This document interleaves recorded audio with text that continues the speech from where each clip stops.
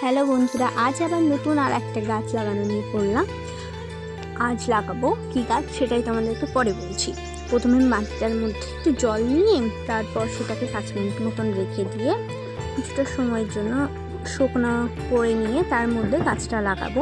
চলো গাছটা দেখো। একটা গাছের নাম তো আমি জানি, কিন্তু আর একটা গাছের নাম আমি জানতাম না। তোমরা যারা জানো একটু কমেন্ট করো। আর একটা গাছ কি, সেকেন্ড গাছটা ঠিক বুঝতে পারলাম না কী গাছ। একটা বান্ধবী আজ সকালবেলা এসে দিয়ে গেছিলো বাড়িতে। ওর বাড়িতে ওখানে প্রচুর আছে, তাই সকাল সকাল ওর কাছে বলেছিলাম যে টব আছে, তো ও এসে দিয়ে গেল আজ গাছটা লাগানোর জন্য। মানে গাছ লাগানোর একটা আলাদাই ভালো লাগা, সত্যিই গাছ লাগাতে খুবই ভালো লাগে। তো সেই জন্য আজ আবারও গাছ লাগাতে নিয়ে পড়লাম।